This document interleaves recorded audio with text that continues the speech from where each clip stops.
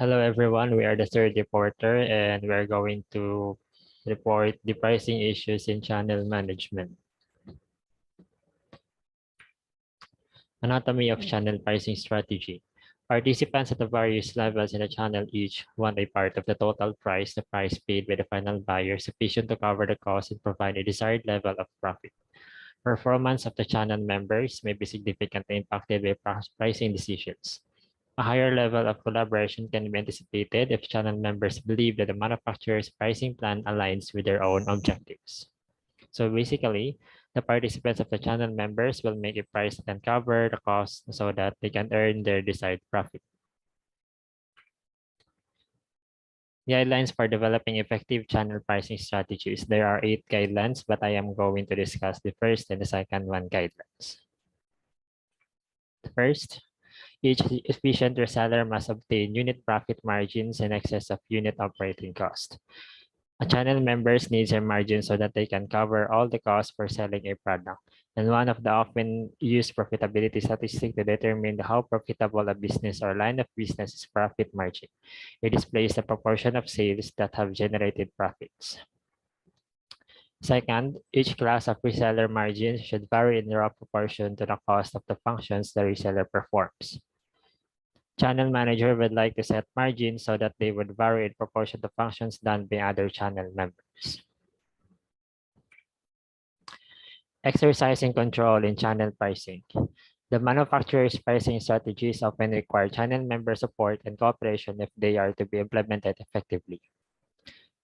A producer or manufacturer might employ channel participants to enhance their marketing approach, boost sales, and broaden their client. A producer's ability to reach consumers with their goods or services can be facilitated by channel members. A channel member is one business in a network of businesses that help a producer channel their products to consumers. Channel members, sometimes called intermediaries or middlemen, work together to complete the various tasks it takes to get a product from the production through to sale. Each channel participant contributes value to the product, performs specialized work, and anticipates making a profit. Member of the channel frequently purchase goods from producers with the intention of reselling them, which entails a financial risk.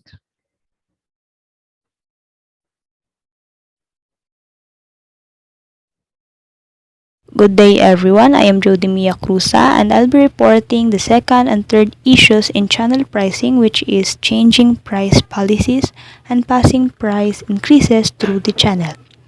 The first one is changing price policies. It is the second most common problem that every manufacturer experiences.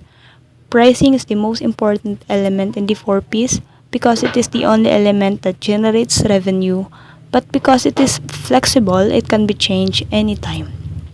Like for example, the constant changes in gasoline prices that causes different reactions from channel members. Some increases their prices and some are maintaining their current prices to be able to remain profitable. The second is passing price increases through the channel. So it is the next concern of every manufacturers. Price increases by the manufacturers are inevitable and more frequent. That's why they need strategies for channel members to use in order to avoid simply passing along price increases through the channel. First one, they should consider the long and short-term implications of such increases versus maintaining the current prices. Like for example, if Coca-Cola increases their price due to internal or external factors, prices from wholesalers to retailers must be in line with the manufacturer to avoid any problems. Lines for developing effective channel pricing strategies is important to know because pricing affects everything about how your product perceived by the market. At all points in vertical chain, prices charged must be in line with those charged for comparable rival brands. So differentials in the margins available to channel members carrying competitive brands should be kept within tolerable limits. So in this case, price should be competitive with those of rival brands. It either the price should be low or high. It depends on the target market and their willingness to pay for your product. Like for example, Unilever boosts their sales through effective marketing mix, some technology and media marketing, while Nestle offers discounts, gifts, and other lucky prizes. Next is special distribution arrangement. So, if the usual allocation of distribution tasks between the manufacturer and the channel members changes, the margin structure should reflect these changes. Like for example, distribution of products to chosen channel members requires a financial budget to be able to perform the task. So when there is a certain changes such as delayed delivery caused by the fortuitous event, they can still able to deliver it because they have budget margin. Good afternoon, everyone. I'm Jutilin Gono. I'll be reporting my topic about dual channel pricing and using price incentives in the channel. First is dual channel pricing. In dual channel distribution system, the manufacturer and its retailers sell essentially the same products. Compared with traditional retail channels, online direct sales channels have lower operating costs and consumers are given choices that provide them with more convenience and price discounts.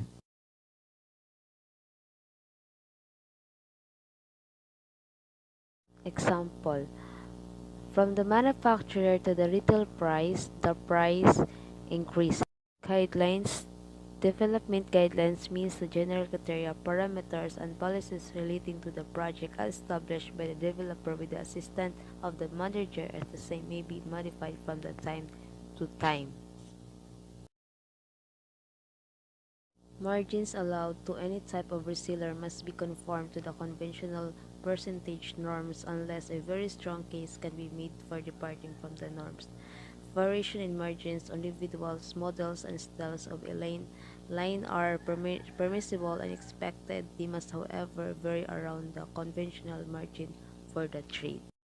Why do we need channel pricing guide? First is to help those involved in pricing decisions to focus more clearly on the channel implications of their pricing decision.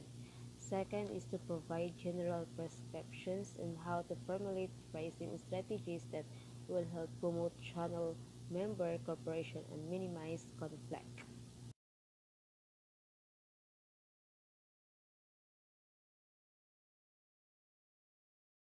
Hello everyone, my name is Christian John Ramirez and I'll be a reporter for today. Reporting dealing with the gray market and free riding.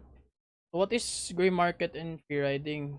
First of all, gray market refers to a sale usually at low price of brand name products by unauthorized distributors or dealers. It means that if these domestic or imported products were sold by unauthorized distributors or dealers that were not given consent by the manufacturers, such goods become part of the gray market. So, for example, if the manufacturer is a rattan furniture manufacturer, if someone sells that at the other part outside the Philippines at a lower price, that is considered gray market. The rattan chairs would cost low price, and but the brand name of the product is unauthorized, so that's considered gray market. Next is free riding. Free riding is a term used to describe the behavior of the distributors and dealers who offer low prices but let little service to any customers by undercutting the price charged by distributors or dealers. Discounts gets a free ride from the service provided by the higher price full service distributors or dealers. So example for this is you buy the rattan from a retail store, or you will buy it a higher price, but there's a lot of services like warranty, um, repair, like that, and extra services. If you buy it online, it will be sold at lower price. You're gonna buy it without no extra services, but it's priced at lower price, so that's free riding. Next is the guidelines of developing channel pricing strategies. A price structure should contain offerings at chief price points where such price point exists. Next is a manufacturer's price structure must reflect variations in the attractiveness of individual product offerings. So that's it for my report. Thank you.